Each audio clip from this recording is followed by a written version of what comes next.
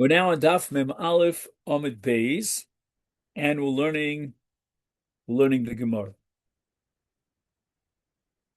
The Gemara says the following: when the Mishnah tells us Ein Shochtin Litoch to these pools of water, these rivers, these seas, and so forth and so on, Maishna Litoch Yamim Delo.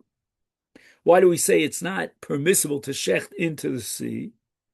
The Amru people, the onlookers, will say Lishara Diyama.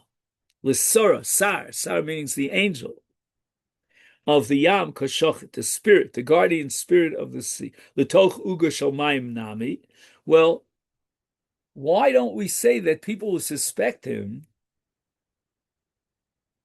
if he slaughters into a pool of water, that maybe he is shechting for the guardian angel of the water, and Amri lebabua kashochet, that he's looking at his reflection. Babua is a reflection of his face, which he sees in the water, and slaughtering over a reflection could be construed as worshiping the god of form, who created form. The only time that you're allowed to shecht into a pool of water is if the water is murky and there's no reflection. The Mishnah says, Ein shochten leguma, unless it's in his house, so that the blood would flow into, this guma or these kelim. Ein shochten leguma klal. Amar Abai reisha beguma shebeshuk. If it's out there in the public, we don't allow him to shecht into a guma, but as far as his house is concerned, nobody would suspect him of idolatry when he shechts inside his house into a pit, because the idolatrous practice was performed only out in the shuk. Amalei Rava, v'amidik tani sefer b'shuk lo yeyasekein michal d'bereisha lav b'shuk askina.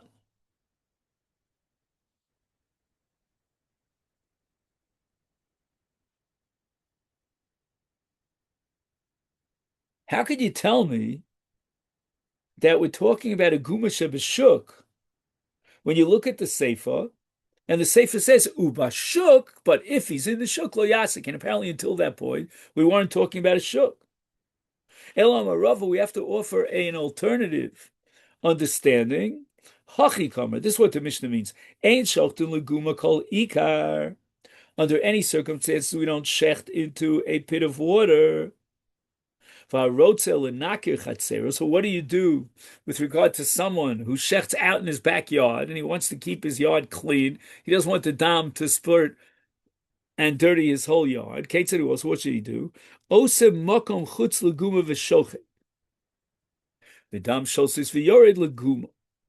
he's allowed to do is to create a crevice in the ground outside of the water. And then the blood will now trickle down into this crevice that he created in the ground, and no one would suspect him of avodah zarah. But if it's b'shuk, if it's out in the public eye, he's not allowed to do so, because it looks like shelo yichakes at tzdukim, that he is imitating the tzdukim, their idolatrous practice. Tanya Kavose, the Rav, we have a support. Hoya Mahalach Besfina, he's going in a boat. Ein lo mokum besfina l'shchot. He has no place, so the only possibility he has is to somehow extend his arm over the side of the boat, and then he's basically shechting on top of the sea, and it's allowed. Why? Because that's the halach of a sfina.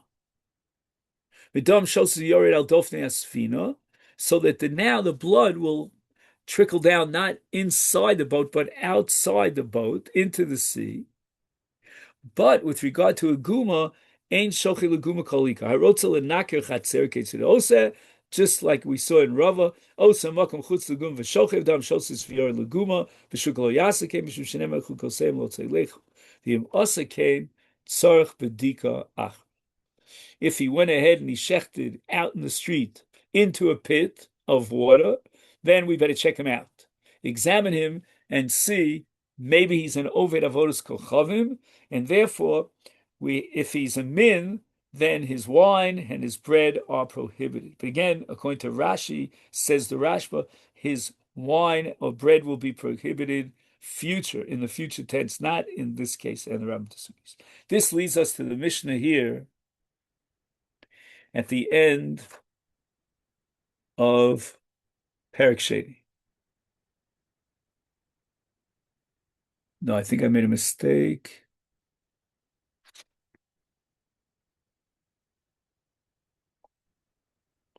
Is there another Mishnah? I don't think so.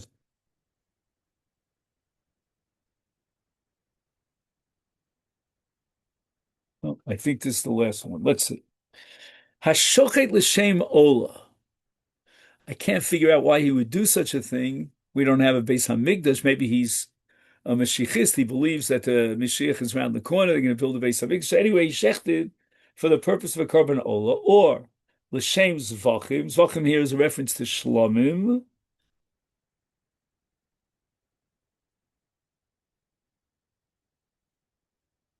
Okay, let's figure out what's going on by way of introduction.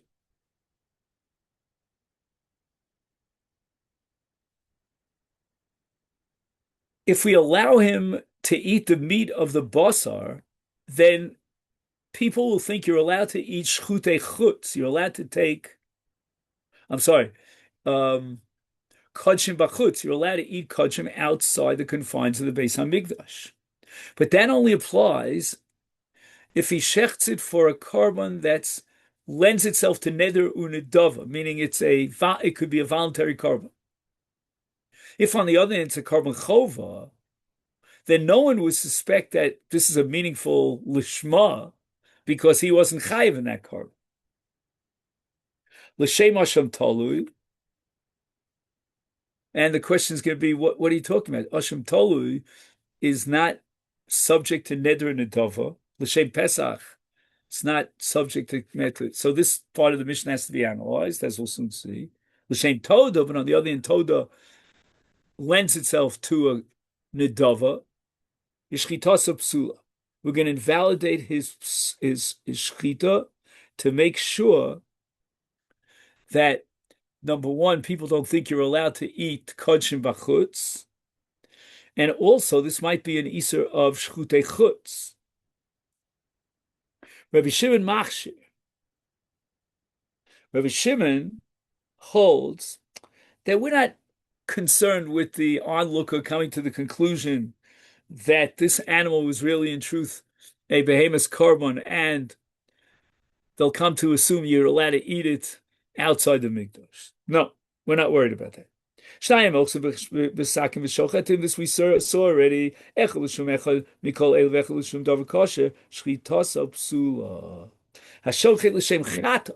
talking about a korban which is only ba b'chova, like a chatas. L'shem asham vadai.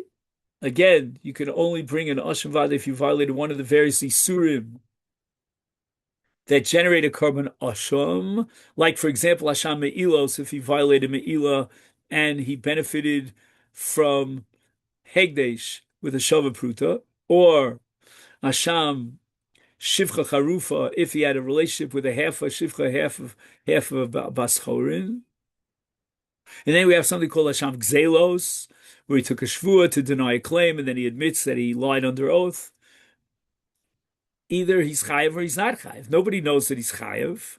No one's going to think that his consecration for the purpose of an asham vadai is meaningful. It's just a bunch of hogwash. It's hot air. L'shem b'char. I mean, what do you mean? He can't shecht for the sake of b'char. Either it's a b'char, it's not a b'char. He doesn't have a b'char, and therefore, when he says I'm shechting l'shem b'char, it's meaningless. It's not going to register in the mind of anyone. L'shem maser. Maser is the 10th animal. He doesn't have animals. L'shem tmura. right? Tmura would only mean if you had a bemis kodshim, and now you look at a bemis chulin and you say harei zu tmur zu, but he doesn't have a bemis kodshim. Is in all these cases shchitosik shero? We're not afraid that anyone's going to assume that it has the status of kodshim. It's just a bunch of hot air. Zaklal. Now the Mishnah tells you the underlying rule of the entire Mishnah called davar shenidav v'nidav, anything that lends itself to a voluntary carbon, Hashachim Lishmo also, because then we take him seriously, and the onlooker is going to think that this is really L'Shem, Ola, Shlamim, or we'll see about Oshem Tolu. But V'she'eno Nidav V'nidav, Hashachim Lishmo kosher, because then, as we said before, no one takes him seriously, he's not chayav, and this carbon cannot come as a voluntary carbon. Therefore, when he eats the meat, nobody thinks that he's eating kodshim bachutz. The Mishnah says Hashokil Shem Ola, etc. And then it says Oshem Toli in Pesach, Oshem Toli Bar Nidar V'Nidavahu. Oshem Toli means he had two pieces of meat. And Eidim testify that one of the two pieces of meat is chelev. He went ahead and he ate one of these two pieces of meat, and we don't know, did he eat the chelev or did he eat the basar heter? So he's chayiv and Oshem Tolu, but you can't just take upon yourself as an adava voluntary Oshem Tolu. Wow.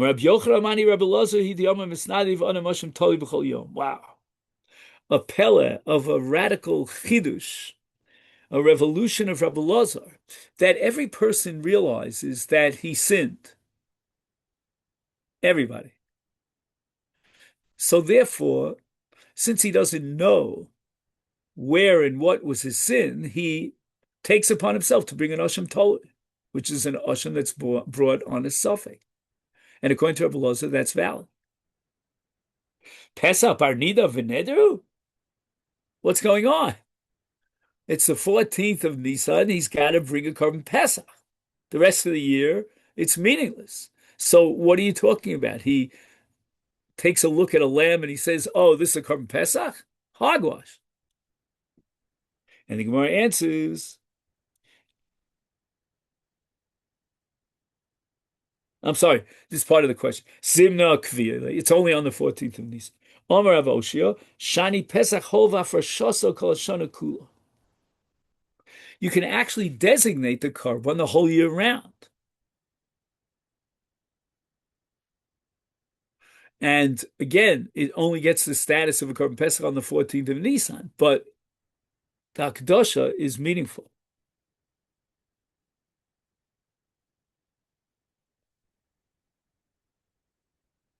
A person can consecrate an animal for a Pesach any time of the year and hold on to it until the 14th of Nisan.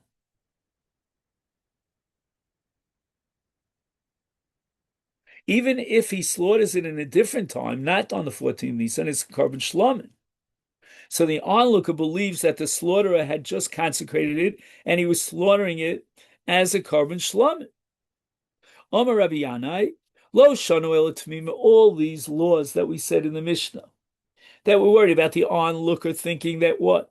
That the animal is a carbon, if it's a bab and a dava, that's only tmimit. That's only if the animal is unblemished. Aval bali mumim made the yadit.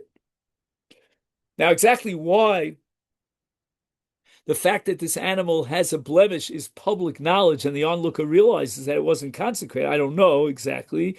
But Rabbi Yochanan, afilu bali muminami zimnin to Rabbi lemidi amuma v'lo yediyah. Maybe there's a mum and he doesn't know about it, meaning something was covered over the mum, maybe he, wrapped it around with a towel or something. And the fact that it's a balas mum is not public knowledge. And therefore the public will come to the mistaken conclusion that this is a carbon.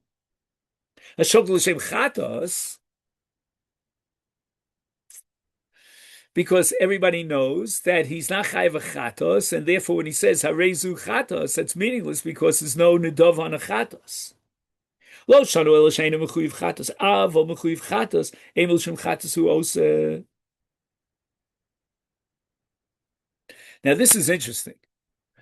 If this person is really chayav chatos, let's say he violated the Shabbos mistakenly, he didn't remember it was Shabbos, then when he consecrates an animal shem chatos, people will actually believe that this is a chatos. But the only thing is, he only said the words chatos. What, right? What's the lashon of the Mishnah?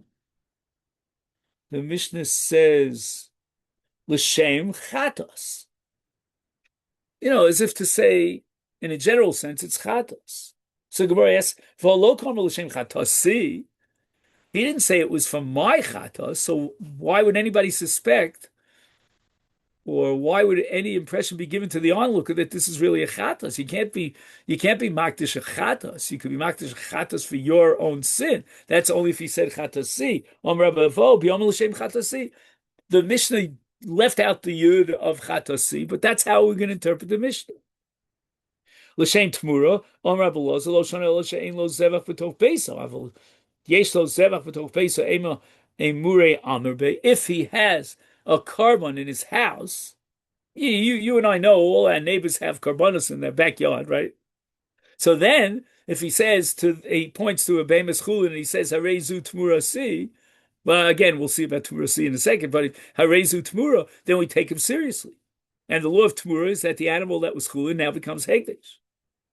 Frekting Gemara, again, the same kasha and the same answer. V'holo kamer l'shem tmura si, tmura zivchi. Omer Rabbi Yevo, ba'omer l'shem tmuras zivchi. Zeh. Now we have a principle that whenever a Mishnah ends up with the word zeh, it's coming to include something that we didn't know. Lasuye mai, what is it coming to include? Lasuye olas nazir. Whoa. The man shechted a carbon ola for the sake of a nazir. I mean, that's an unbelievable chiddush. Ma'u detema holo nodar.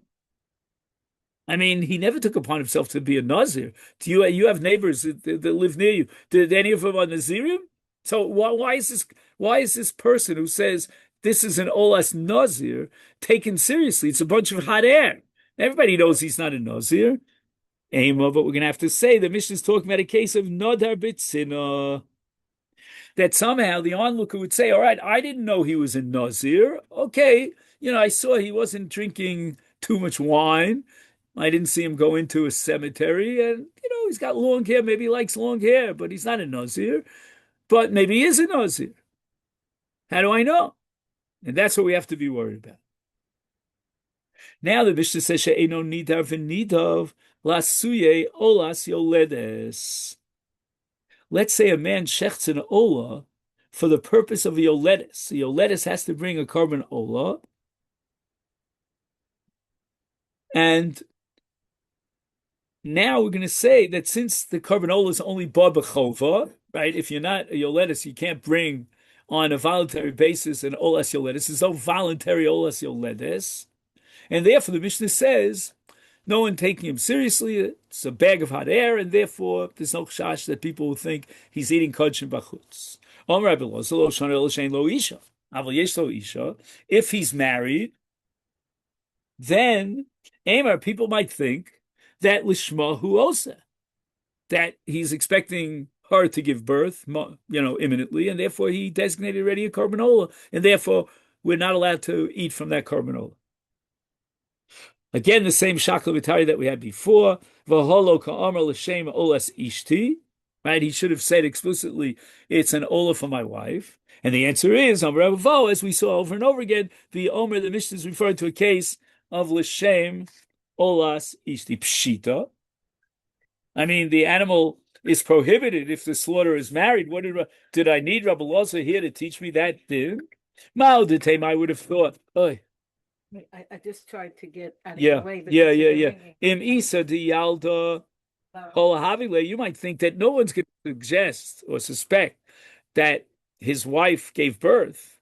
I mean, any woman that gives birth, everybody knows about it. Kamash Malan, Rabbi Eliezer wants to teach me that Amar Afule Afil, maybe, nevertheless, she had a Apola. Apola means a miscarriage. And a woman can miscarry without people knowing about it. Therefore, if a married man says he's slaughtering an animal as an olah for a woman who has given birth, and he has a wife, an onlooker will assume that his wife miscarried. And since he might think, this onlooker, that the animal is indeed consecrated, the Rambam declared the slaughtering of this animal as invalid. Hadron olecha hashochet. And now we begin the third parak, Elu Trefos. Now, I just want to say that the first blot of Elu Trefos, which again I touched on it very superficially, it's massive. And I think what we're going to do is we're going to sort of like run through the Mishnah just by mentioning the English translations of all these different parts of the animal's body. We're not going to show any pictures. We're not going to go into details. We'll wait for the Gemara to do that. But this parak is basically a lot of biology. And there's a sefer called Maras Chullin, which has all these pictures and diagrams. Also, I think in the Hebrew version of ArtScroll, which is called Schottenstein, there are colored pictures of the kishkis and the animal. I don't know how to get a hold of that, but that's really what we should do in order to learn Elu Trefus. But Be'ezra Hashem, we'll try to survive it. So we'll see each other in Mitzvah tomorrow, which is regular time at noon. Have a great day.